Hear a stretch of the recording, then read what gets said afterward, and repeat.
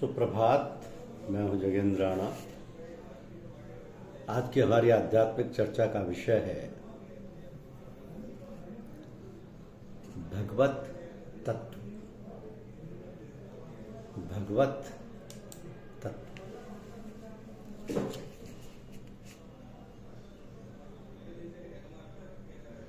आजकल बहुत लोगों के मुख से सुना जाता है कि हम भगवान को नहीं मानते। यदि पूछा जाए कि भगवान किसको कहते हैं और प्राचीन ऋषि मुनि भगवान के संबंध में क्या कह गए हैं, तब उत्तर देते हैं कि हमें नहीं मालूम। जिसको जानते नहीं उसको मानते नहीं। इस प्रकार की उक्ति को बुद्धिमान का कार्य नहीं कहा जा सकता। अवश्य हमारे समाज में साधारण लोगों के लिए भगवान की जिस प्रकार वर्णना की गई है उसका अनुमोदन हम भी नहीं करते। संस्कार के बस बुद्धि के दोष से और स्वार्थ के प्रभाव से हमने भगवान शब्द को बहुत विकृत कर दिया है, परंतु इस कारण हम प्रकृत भगवान को अस्वीकार नहीं कर सकते। यदि कोई अच्छी वस्तु काल के प्रभाव से विकृत हो गई है तो उसकी विकृति को दूर कर उसको प्रकृत स्वभाव में प्रतिष्ठित करना हमारा कर्तव्य है। मंदिर में यदि मल जमा हो जाए तो मंदिर को ध्वंस न कर मल को परिष्कार करना और मंदिर की पवित्रता की रक्षा करना ही उचित है। हम संस्कार पसंद करते हैं, ध्वंस के पक्षपाती नहीं। इसलिए भगवान के संबंध में ऋषि मुनियों की अनुभूति को ठीक भाव में ग्रहण करना ही कल्याणप्रद समझ में आता है। तो ऋषियों ने चित्त को शून्य कर अर्थात पूर्ण रूप से संस्कार वर्जित होकर परम तत्व को जानने की योग्यता लाभ की। शून्य चित्त में एक शांत भाव यानी स्टेट ऑफ परफेक्ट इक्विलिब्रियम उपलब्धि में आया। वहां सम्मित होने पर क्रमशः एक शक्ति का खेल अनुभूति में आने लगा। इस शक्ति का स्वरूप जानने की चेष्टा में शक्ति का सच्चिदानंद भाव आविष्कृत हुआ। तब उन्होंने इस शक्ति को मां कहकर संबोधित किया। फिर अनुभव में आया कि शक्ति में शक्तिमान को प्रकाश करने का सामर्थ्य है, तो शक्तिमान स्वरूपतः आनंद स्वरूप है। वे शक्ति के खेल के भीतर से प्रकाशित होते हैं। इस शक्तियुक्त अवस्था को सुगुण ब्रह्म, परमात्मा, भगवान इत्यादि नाम दिए गए। तो शक्तियुक्त ब्रह्म सृष्टि स्थिति लय करता, अंतर्यामी, विधाता, दुष्टों का दमन और शिष्टों का पालन करने में तत्पर है। यतो वा इमानि भूतानि जायन्ते, यही सगुण ब्रह्म है। तत्पश्चात शक्ति के भीतर से शक्तिमान ने अपने स्वरूप को अनेकांश पूर्ण रूप से प्रकट किया। तब वे आनंद रूप मम अमृतम शांतम शुभदत्तम कहलाए। इसके अनंतर शक्ति शक्तिमान में लीन हो जाने पर एक अखंड अदम्य समरस तत्व रह गया। परमात्म तत्व एवं भगवत तत्व में भी इन तीनों भावों का संधान पाया जाता है, किंतु भक्तगण भगवान को केवल आनंदमय भाव में समेटने की वृथा चेष्टा करते हैं। इसके परिणाम स्वरूप वृंदावन के कृष्ण, मथुरा के कृष्ण और द्वारका के कृष्ण, इन तीन कृष्णों का उल्लेख देखने में आता है। एक ही कृष्ण प्रयोजनानुसार युद्ध क्षेत्र में सारथी, विचार क्षेत्र में आदित्य, पंडित एवं वनवास में आदर्श प्रेमी हो सकते हैं। ये बात हम भूल जाते हैं। तो याद रखता होगा कि सत्ता एवं चैतन्य की पूर्ण परिस्थिति लाभ होने के पूर्व आनंद का पूर्ण विकास होना असंभव है। हम ज्ञान द्वारा उनको जानें, प्रेम द्वारा उनसे मनोनीत होकर उनसे तन्मयता लाभ करें एवं कर्म द्वारा उनकी मंगलमयी इच्छा को पूर्ण सफल करें, यही हमारी साधना का लक्ष्य होना चाहिए। तो ब्रह्मेति परमात्मेति भगवान्यति सत्यते, ये श्लोक एक ही परम एवं चरम तत्व के तीनों भावों को प्रकट करता है। इसके द्वारा कोई भेदभाव पैदा होता है, ये हम विश्वास करने में असमर्थ हैं। तो सृष्टि के आरंभ में ऊपर से नीचे उतरने के समय, अवरोहण के समय ब्रह्म से जगद्विमुखी गति के भीतर पहले आनंद का, फिर चिर शक्ति का और अंत में सत्य शक्ति का विकास लक्ष्य में आता है। किंतु साधना के भीतर ऊर्ध्व गति लाभ करते समय, आरोहण के समय अर्थात जगत से जगन्नाथ के निकट जाते समय हमारी साधना पहले सत्य, फिर चित्त और तत्पश्चात आनंद शक्ति के सहारे से आरंभ होती है। तो साधक की साधना आनंद में परिणित हो जाने पर भी वह आनंद कर्म एवं ज्ञान द्वारा सफलता लाभ करता है। हिंदू ऋषिगण समाधि आनंद रस में डूबे रहने को सर्वश्रेष्ठ अवस्था नहीं मानते थे। हिंदू ऋषिगण समाधि या आनंद रस में डूबे रहने को सर्वश्रेष्ठ अवस्था नहीं मानते थे। वे आनंद को ज्ञान और कर्म द्वारा ग्रहण कर कर्म में जगत में फलीभूत करना ही श्रेष्ठ अवस्था समझते थे। हम रामचंद्र श्री कृष्ण आदि के जीवन की प्रथम अवस्था में आनंद का विकास देखकर मुक्त हो जाते हैं, किंतु प्रकृत योगी देखता है कि पर जीवन में उन्होंने ज्ञान और कर्म द्वारा पूर्ण सफलता लाभ कर अपना पुरुषोत्तम तत्व किस प्रकार प्रमाणित किया। जो आनंद कर्म और ज्ञान द्वारा पूर्णत्व लाभ नहीं करता, वह आनंद अनेक समय विकृत रूप धारण कर देश का भारी अकल्याण कर बैठता है, इसमें संदेह नहीं। इसलिए हम पुरुषोत्तम को केवल आनंद में पर्यवसित न कर उसमें सत्ता, चैतन्य और आनंद की पूर्ण परिणति तथा पूर्व समन्वय देखना पसंद करते हैं। उपनिषद आदि ग्रंथ में परम तत्व के निर्गुण और सगुण दोनों भावों का उल्लेख पाया जाता है। वे परम तत्व यानी ब्रह्म शक्ति की सहायता से जहाँ तक हमारी विशेषतः ऋषि मुनियों की अनुमति में आते हैं, उस अवधि तक उनका सगुण भाव है।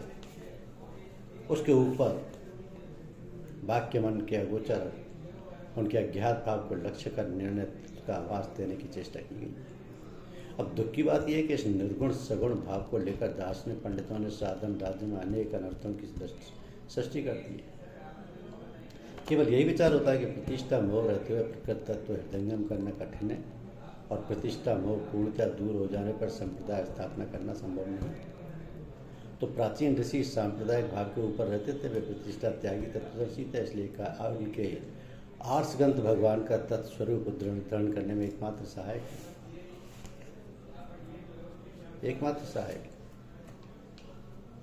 तो साधकगण केवल मुख से भगवान का अस्तित्व स्वीकार कर और भाव तथा व्यवहार में उनको वर्जन कर भगवत शून्य भाव में, भगवत विहीन देश में वास करने में असमर्थ हैं। वे जानते हैं कि भगवान के बिना उनका काम नहीं चलता, ना चल सकता और ना चलेगा। इसलिए कहते हैं कि हे भगवान, पंडितगण तुमको अव्यक्त अचिंतन निर्गुण निष्क्रिय निराकार कहकर वाक्य मन से अगोचर समझकर ध्यान धारणा के अतीत जानकर निश्चिंत रहें। हमसे कुछ कहने या चिंता करने की आवश्यकता नहीं, किंतु हम तुम्हारे बिना रह नहीं सकते। तुम अनंत हो, इसमें भी हमारी कोई हानि नहीं। तुमको जानना, ध्यानना, भावना, देखना और व्रत करना कभी समाप्त नहीं हो सकता।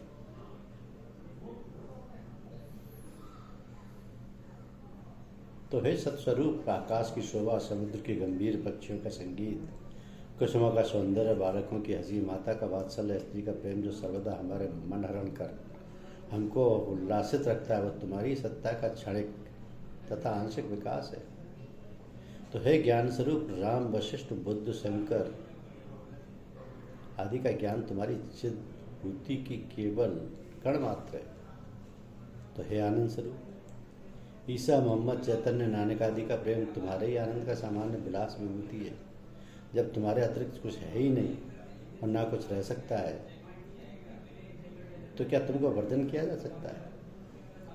पालक, हे रक्षक, हे प्रभु, हे प्रभु, हे नित्य, हे सर्वगत, हे अचल, हे सनातन, सर्वव्यापी, हे चरमपति, हे परम गति, हे अजर, हे अमर, हे शरण, हे वर्ण, कृपया करके अपने गुण से हमारे निकट प्रकट हो। तुम्हारी सत्य और ज्ञान की आनंद की विभूति हमको सर्वदा उल्लासित कर आनंद में विभोर रखे। क्योंकि सिर्फ आंखें बंद करना ही पूजा नहीं, पूजा है आदर्श आचार विचार, संयम, नियम, शिष्ट रहनी सहनी और दूसरों के सुख दुख को बांट लेने की प्रवृत्ति। इस प्रकार अपने समुचित व्यवहार, शालीन आचरण तथा मधुर वार्तालाप से सबकी आत्मा को उद्बुद्ध एवं जागृत बना देना ही हमारा दैनिक कर्तव्य होना चाहिए। यही है हमारी पूजा। एक विशेष कार्यक्रम सब घरों में होना चाहिए कि प्रातःकाल उठकर औरतें, आदमी, लड़के, बच्चे, बाहर से आए हुए लोग भी सब मिलकर प्रातः प्रार्थना कर लिया करें। यदि प्रातः संभव ना हो तो सायंकाल कर लिया जाए। इससे वातावरण शुद्ध होता है और बच्चों में संस्कार पड़ता है। दूसरी विशेष बात यह है कि माताओं की कि जब वह भोजन बनाएं तो ये ख्याल करें कि भगवान का भोग तैयार कर लें और जितनी देर भोजन बनाएं ईश्वर की याद, प्रार्थना, जप या भजन कीर्तन करती है। मन में चाहे गुनगुनाते हुए या जोर से भी जैसा अवसर करते रहना चाहिए। इससे उस भोजन में प्रेम रस, भक्ति रस बढ़ जाएगा। तो जो भी खाएगा उसके अंदर वही प्रेम और भक्ति की भावना बढ़ जाएगी। तब पर जो लोग शिकायत करते हैं कि काम, क्रोध वगैरह बहुत आता है, वो सब स्वतः ही ठीक हो जाएगा।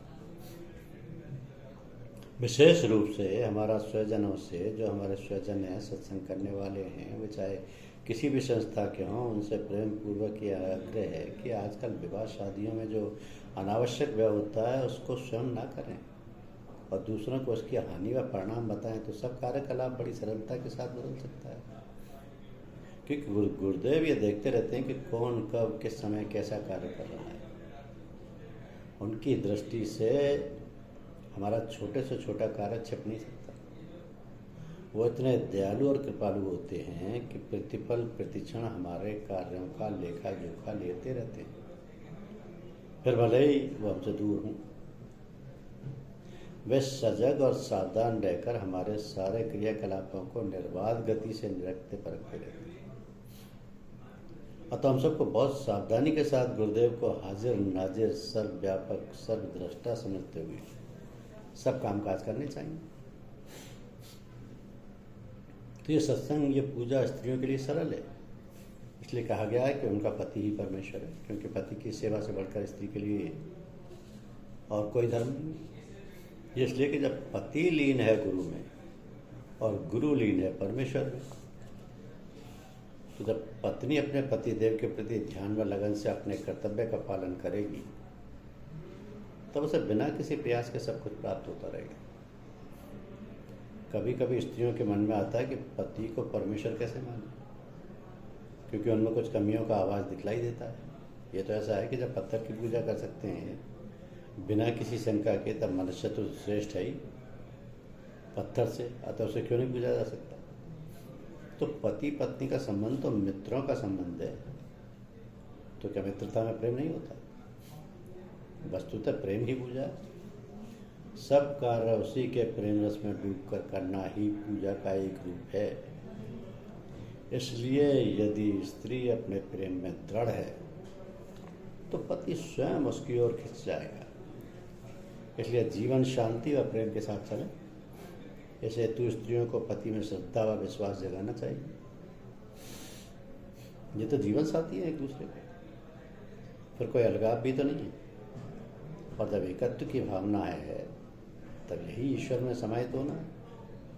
जब ईश्वर में समाहित होने की दशा प्राप्त हो गई तो परमानंद की अनुभूति अपने आप होने लगती है। यही पूजा का रूप है। प्रभु की प्राप्ति के अलग अलग रास्ते हैं, उनमें से एक ये भी। तो प्रभु की प्राप्ति सिर्फ पूजा से नहीं होती। अपने आचार, विचार, संयम, नियम, निशिष्ट रहनी सहनी और दूसरों के सुख दुख को बांट लेने की प्रवृत्ति इसमें ज़्यादा कार्य करती है। क्योंकि अपने समुचित व्यवहार, शालीन आचरण तथा मधुर वार्तालाप से सबकी आत्मा को उद्बुद्ध एवं जागृत बना देना ही हमारा दैनिक कर्तव्य है और यही प्रभु का पाने का मार्ग है। धन्यवाद।